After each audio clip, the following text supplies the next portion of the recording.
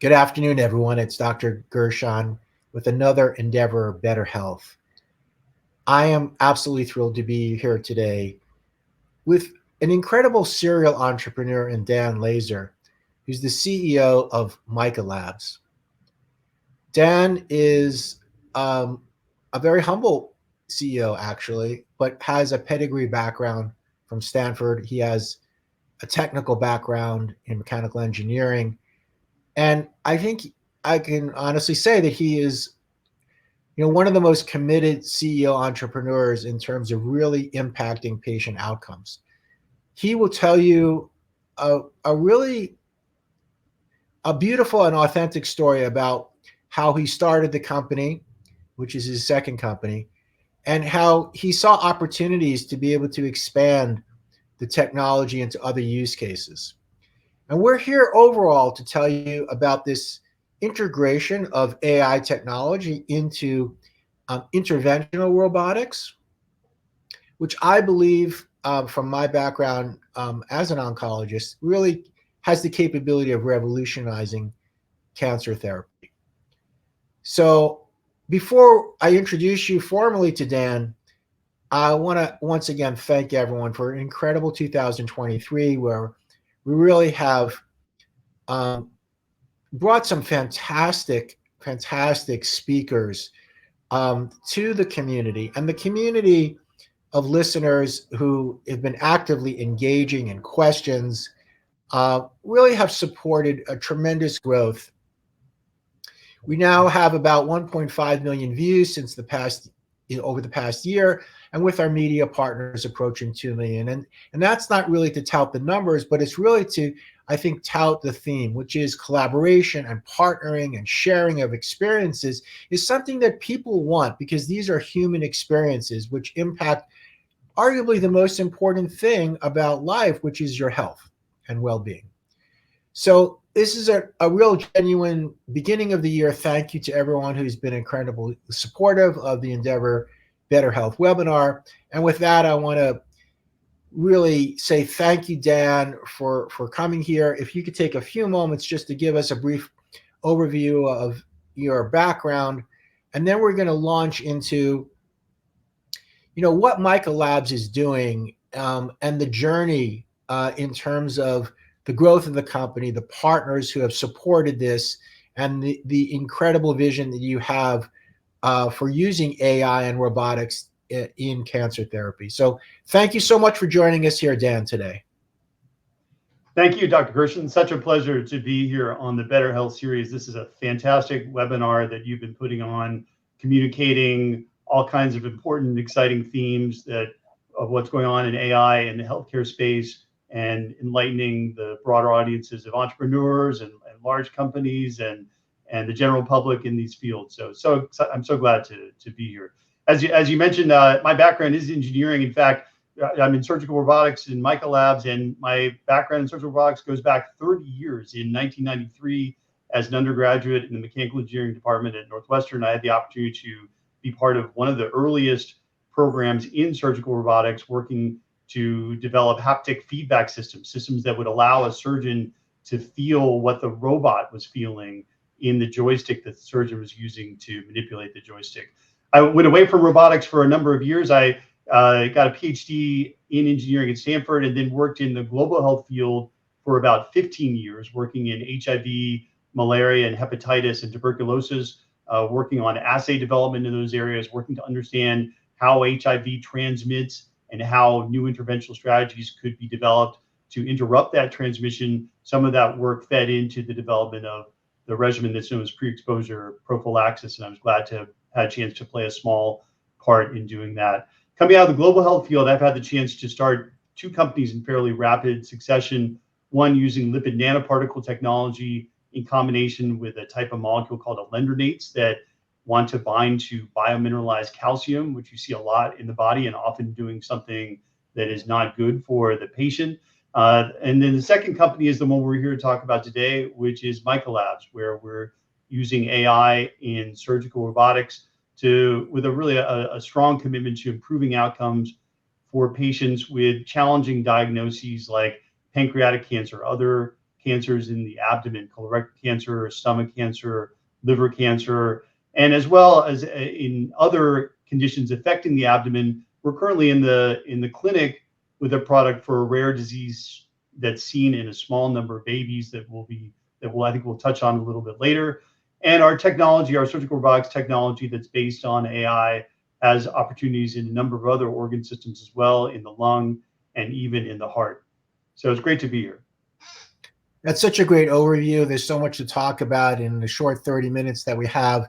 I want to start really with, your vision, uh, the partners that came to listen were enrolled by you, and the team that you have built out. Because frankly, that's the hallmark of a great CEO, to enroll people, to build great teams, and teams that can execute.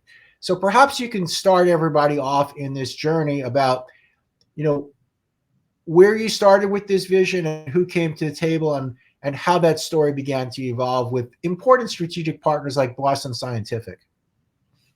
Definitely, yeah. So it's really been an exciting journey that we're on with this company. The company started in 2021. I had the chance to partner with Mission Biocapital, a venture firm that had backed me in a company that I'd started just a little bit earlier, and we got to looking at opportunities in conditions affecting the abdominal region, and tied in a group from UCSF that was working on a condition in babies known as esophageal atresia, where kids are born with, instead of a continuous esophagus, with two disconnected pouches. And this is more common than you might think. It's about 1 in 3,500 babies who's born with this condition. So it's about 2,000 kids a year in the US, a similar number in Europe, and much larger numbers if you put the whole world together. And what we wanted to look to do was to do two things. One was to allow babies with this condition to be treated without a really invasive surgery. And the other thing we want to do is we want to reduce the likelihood that kids who are born in this condition would have trouble with their esophagus later. And to do that required bringing together two different areas of expertise. One is the clinicians, because we clearly needed the clinical expertise on why does this condition occur? What is the physiology that affects whether the kids are likely to have a challenge later or whether they're likely to do well? And then we had to also bring in terrific engineering expertise to develop systems that could build on that clinical insight and create a device system that could be used to achieve the goals that we wanted to for these babies. On the clinician side, we have a number of fantastic partners. Our clinical trial sites currently are Stanford, Vanderbilt, and a hospital in Munich, Germany. And in Germany, we've got Dr. Oliver Munster, who's a real pioneer in the field of pediatric surgery. At UCSF, it's Mike Harrison, who is also a pioneer of pediatric as well as fetal surgery, and is the chief scientific officer at the company. And then we have a terrific group at Vanderbilt as well. For treating this condition seen in these kids born with esophageal atresia, we brought in two pieces from the engineering side. The first was the actual device to fix the condition, to modify the anatomy. So we have a terrific team that does that on the engineering side in terms of the electromechanical systems. And then the other part of it, and this is where AI comes in, is we wanted the docs who are treating these patients, the pediatric surgeons, to be able to work within the patient's anatomy, even though they weren't performing a thoracotomy. There's no incision made in the patient's skin to perform this procedure. And to be able to do that required using advanced vision systems to show the doctor, so surgeon, surgery team, what is going on inside the patient while they're doing the procedure. So we have a terrific group of AI experts, computer vision experts as well, that we brought into the company. And as you mentioned, we've been fortunate to have the opportunity to partner with a number of larger companies who are active in the spaces that we're in, to be able to move toward having a product that not just achieves its goals clinically, but it's one that we can bring to market and get out to all the geographic markets where it has the opportunity to benefit patients. That's just such a great overview. Let's talk a little bit about the progression now. What moved the needle forward in terms of your refocusing on other types of use cases for the technology that has eventually brought you over into pancreatic cancer? Yeah, and it's really it's a situation where we've been able to leverage advances in the field of artificial intelligence to be able to go in a new direction and expand the use cases. With these kids with esophageal atresia, we developed a fairly simple vision system for the surgeons that would allow them to work within the abdominal cavity and achieve the goals that they wanted to achieve. And we built on that and said, we're all familiar with large language models now through ChatGPT. The analog to that when imagery is involved is the large multimodal model. And that's what we brought in is we said, okay, whereas with something like ChatGPT, an area where that started, where that's still those systems are often validated, where you see if they're working right, is in translation, right? You take some text that's in a language that you're not able to read, and you have the AI system translated into a language that you are able to read. With vision systems, it's like that, but it's with what you can see. So the AI model is taking what you cannot see because it's anatomy, for example, that is behind other opaque anatomy so that the camera you're using can't see through that. And it's taking that information and putting it into a user interface where you can see the anatomy that matters, even if it isn't visible to the through the camera that is viewing it directly.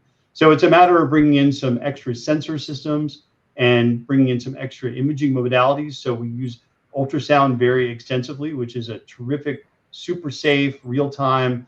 But it can be a challenge in real time to understand what ultrasound is showing you, and it's where some artificial intelligence can be really, really powerful. So we've been able to leverage those advances in the field of artificial intelligence to now develop vision systems that can allow an interventional gastroenterologist to address a condition that can be a real challenge for a lot of patients with pancreatic cancer or other cancers in the abdominal region, which is where the presence of the malignancy prevents the patients from being able to take in adequate nutrition.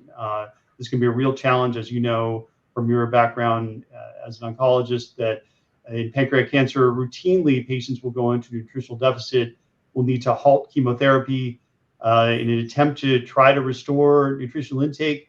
This can be really a challenging situation. And a lot of these patients are not, they're too sick to undergo a conventional surgery. So the goal of our conflict system is to allow gastroenterologists to address this condition of the patient being in nutritional deficit in a simple procedure. It can even be done in an outpatient setting and allow the patient to get back on track with benefiting from an advanced chemotherapy or targeted therapy regimen and able to take in nutrition. And the same approach is broadly applicable in other types of procedures using conventional laparoscopic robotic systems instead of the endoscopic approaches that we're taking for obstructed patients, and really broad application in the abdomen. Oh, fantastic. Let's talk a little bit about AI and get a little bit more granular here. So I see thousands of companies per year. The big pushback by strategic partners and investors is there's a lot of vision, but there's not a lot of data. So, you are a seasoned entrepreneur. Let's talk a little bit about your team and your ability now to execute, to go from vision to data gathering and results. Walk us through a little bit about some of the results that you've seen and that has moved your company forward in various rounds of financing, and how that has played a role in bringing important strategic partners, sometimes corporate VCs, sometimes other investors to the table with a greater sense of comfort and confidence that you can achieve what you envision.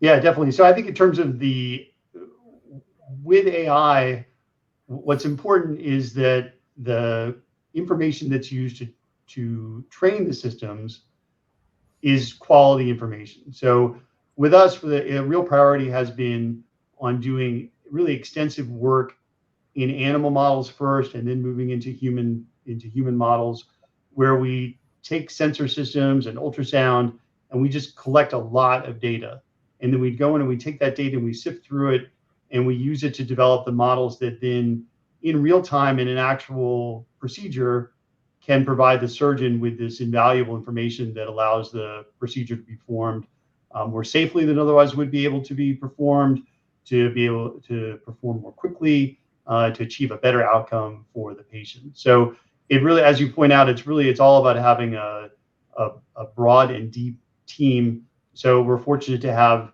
collaborators at the centers that I already mentioned, as well as a number of other centers here in the U.S. and around the world. We do a lot of work with a terrific gastroenterologist in Rome, Ivo Boskoski, who is just a real pioneer in moving the needle for advanced interventional endoscopy procedures. And so we've been able to work together as a team and build out these models that can provide just invaluable information for the surgeon while they're performing the procedure.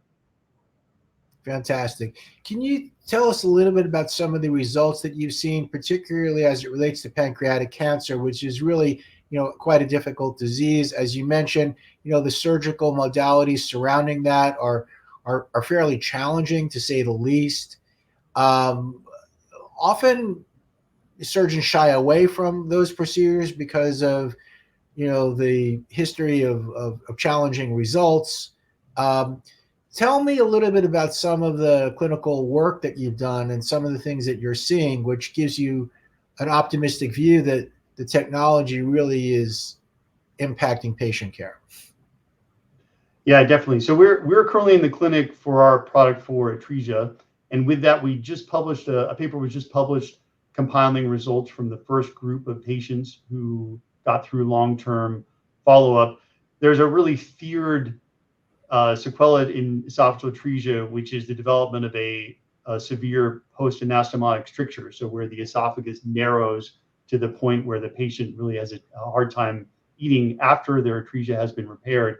And while it's a small N, it's only 10 patients so far, we haven't seen any recalcitrant strictures in these patients. And that's in contrast to the broadly seen rate of severe adverse events, including stricture as well as leak, in patients who are treated using conventional approaches, which is about 2 out of 5. So we're really gratified to see that with these patients that we've treated so far, we've been able to not only spare them from a more invasive procedure, but also help them avoid these challenging conditions that can arise later in life. So we're really excited about that. With pancreatic cancer, we're currently in preclinical, so we're doing heavy work in animal models there, and we have some terrific data that shows that, for example, by using our AI models, we're able to reduce the rate of false positives in identifying anatomy by ultrasound from 90% to essentially zero. If you're using a conventional computer vision approach with ultrasound, you're saying, I want to look at this ultrasound and in real time highlight where is the jejunum in this? Where is this piece of bowel that I might be interested in? Using conventional approaches, you'll get all kinds of artifacts, all kinds of false positives there. And what we do is we've been able to use just a really fairly straightforward to implement approach where we pre-position in the patient's anatomy sensors that they're kind of like, it's a little bit like a miniature version of an AirTag, something that you would put on your keys or on your wallet so that you can keep track of it if you misplace it. We take very small sensors that have that same type of functionality. We pre-position it in key parts of the patient's anatomy. And then the information from those sensors is blended together with information from ultrasound and from cameras. And all of that information together goes into the AI model and produces the vision system that the surgeon needs. So it's a pretty simple approach from the standpoint of the technology, but it's really powerful from the standpoint of turning that information into actionable guidance for the surgery team. And tell me a little bit about the robotic component of it, because Yeah, so our robotic components encompass two different areas. So for our endoscopic interventions, we develop very compact robotic modules that work at the end of a scope.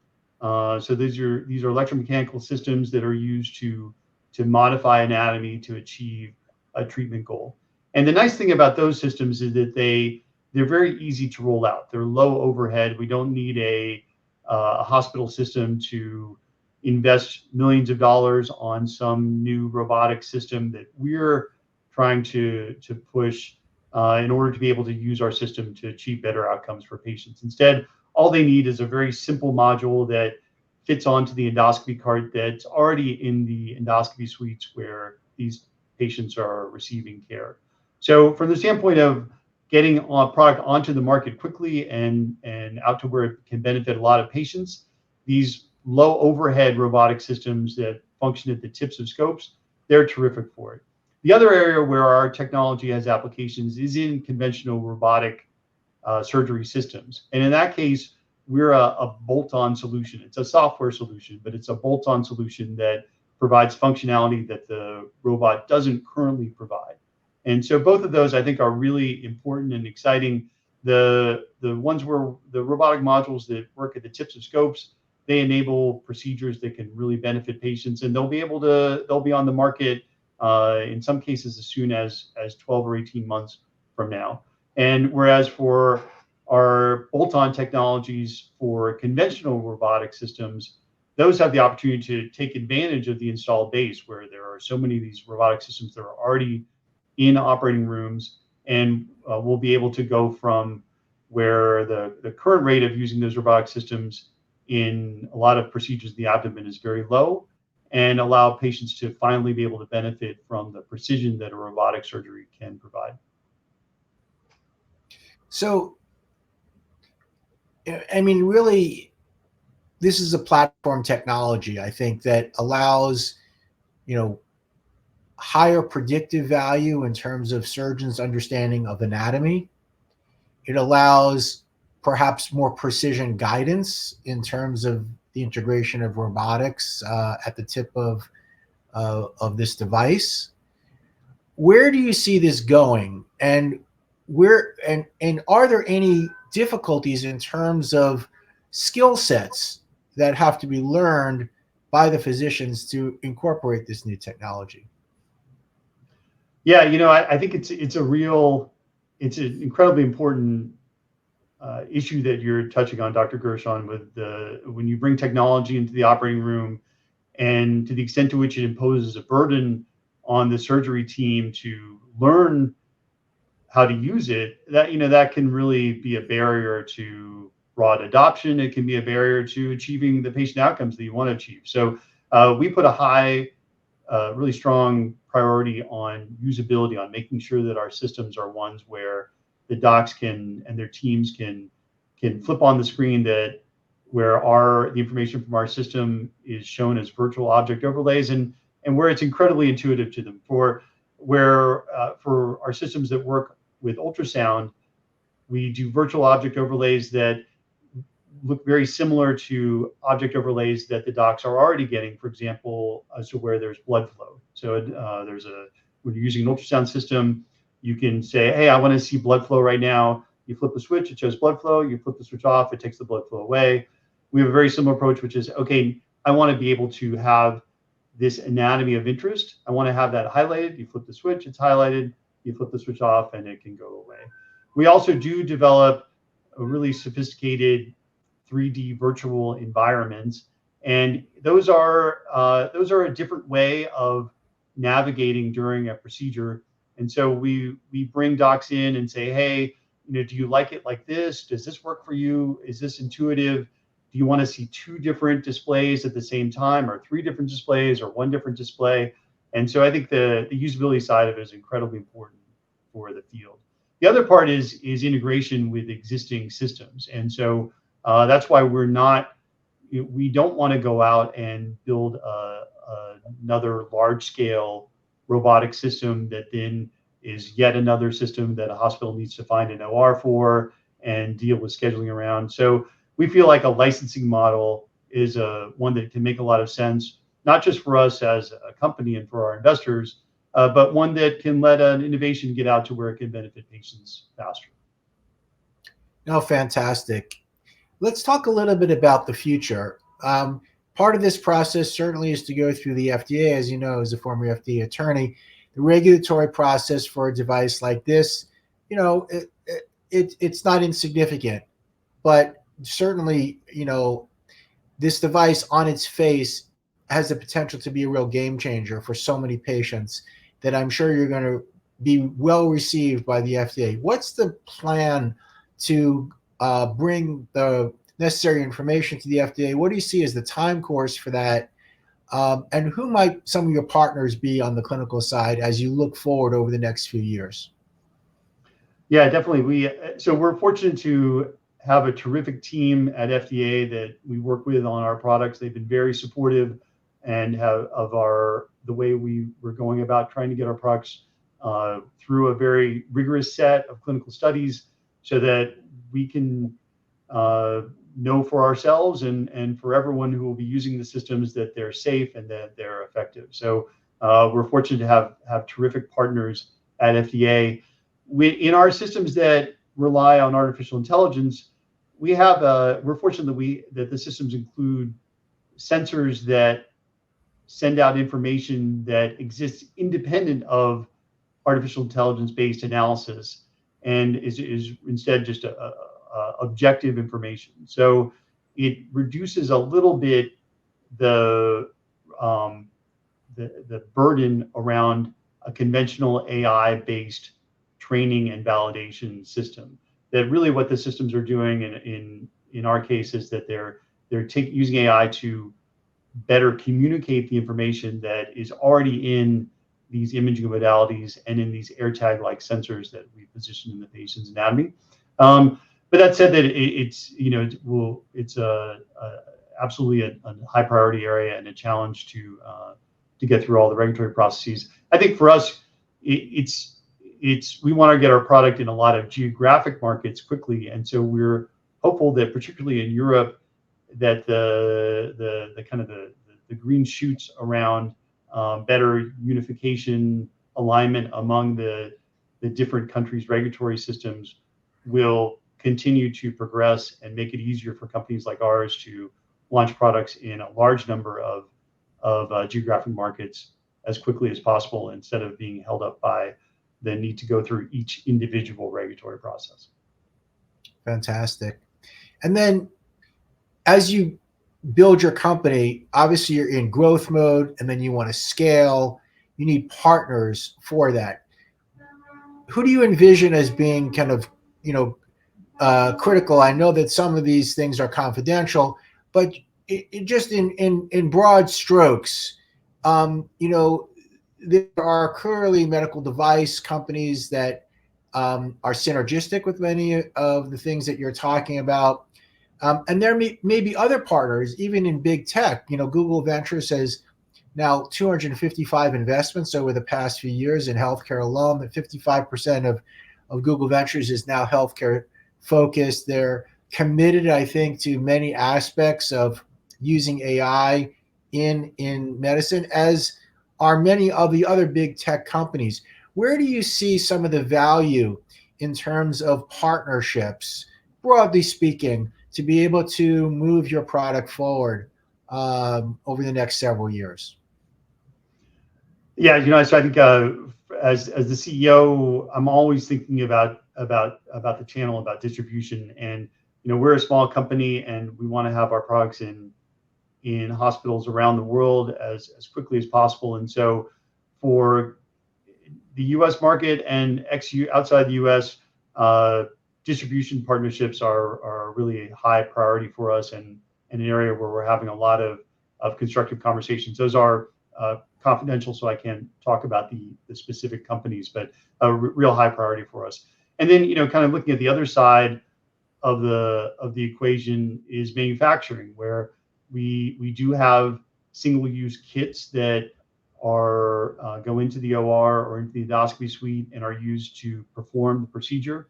And so the supply chains for those are incredibly important for us. We're fortunate to have a number of key suppliers who we already have signed up and are making prototypes for us, are making devices used in the clinic in our current clinical work in esophageal atresia. And we look to continue to scale those relationships. Great. And really the last piece of this, you know, is the technology and AI component where you have the ability to digitalize healthcare information and collect all this information.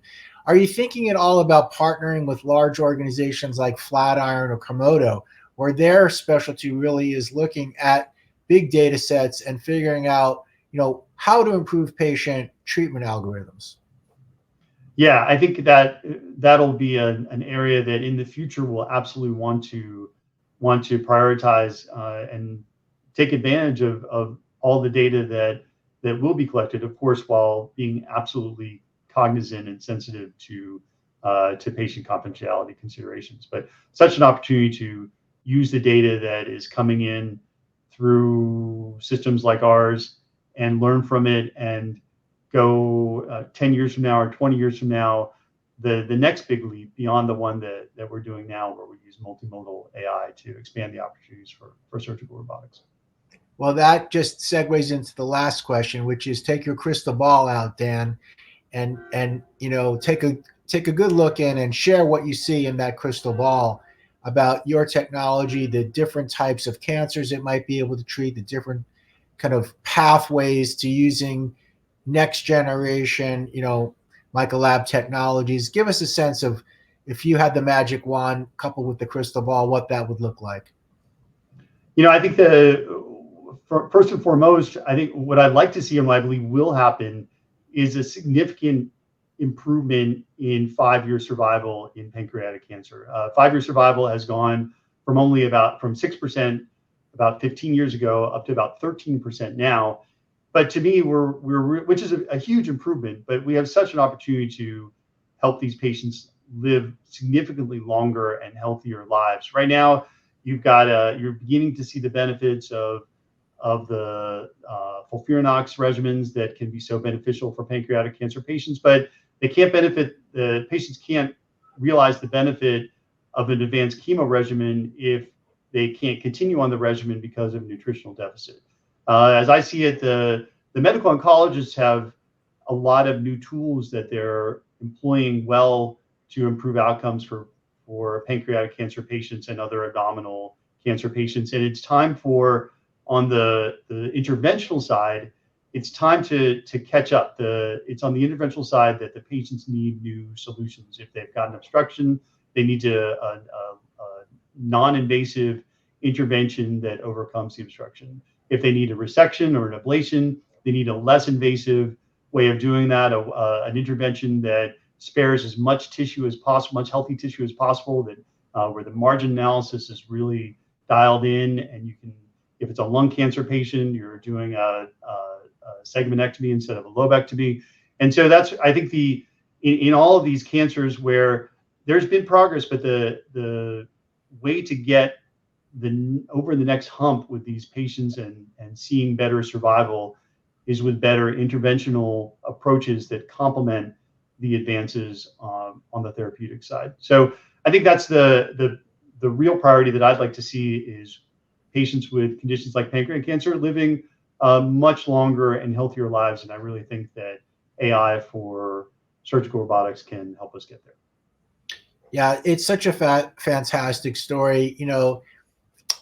The history is unfolding about how large medical device companies partner with innovative young companies embedding AI into technologies. Cosmo, for example, partnering with Medtronic, taking a traditional endoscopy approach and adding and embedding AI, jumping the predictive value of colonoscopy from mid-70s to mid-90s, really was a game changer for the company and for patients. And I would argue that within 5 years, it's going to be standard of care to use only an AI embedded endoscope when looking at cancer screening. So I see nothing but blue skies for your company and for the entire field of integrating medical devices and AI for better patient outcomes, predictive value, improving guidance and surgical techniques, as you've very nicely outlined, and really only limited by the creativity of people who can take your technology, use it in different scenarios, and then bringing your team, I think, to the creative drawing board to find other ways to be able to improve surgical techniques and guidance. So I'm absolutely thrilled to be here at the really kind of nascent level of introducing your product into the healthcare market. It's a very, very exciting time. I think we're in for a 10-year, at least growth cycle within the healthcare industry. And bringing some of these things to market does require people like yourself who really have experience, understand what works, how to bring partners to the table who are enrolled in your story, and building teams that can execute. So, congratulations on so many different fronts. I certainly would love to have you back here over the course of the next year to get a follow up and see where all of this is going, as some of the work that you're doing, both on the atresia side as well as on the cancer front, begin to mature. Absolutely. I would welcome the opportunity to come back anytime. Great to be on here with you, Dr. Gershon. Well, thank you so much, Dan, for sharing all this. It's a very exciting story. I'm really thrilled that we're taking the time here to enroll our audience in what I think is an entirely new channel that expands upon the area of robotics and surgery and really takes it to the next level. So thank you for spending the half an hour here explaining all the things that you're passionate about. It's a very, very exciting story. Stay tuned. Don't go anywhere. I'm just going to sign off here. Thank you, everyone, for tuning in. Please continue to follow us on Thursdays. We have some exciting companies coming up in the webinars, including Sally Ann Frank, who is the head of healthcare at Microsoft for early startups, in just a tremendous series of interviews that started with the interview at JP Morgan Healthcare Conference in our Iconic series, where we are broadcasting live from iconic venues like the JP Morgan Conference. We'll be extending that out into other iconic venues across 2024. We're also going to be introducing some really terrific collaboration partnerships with, really, I think, profound impact on patient care and patient outcomes, including major universities, academic centers, healthcare centers, as well as large consultancies who are rolling out the operational pieces that allow many of the innovations and technologies and emerging companies to scale on a national and on a global level. So please tune in on Thursdays at noon. Again, thank you, Dan, and have a wonderful rest of the day. Hang on for 1 second. Thank you.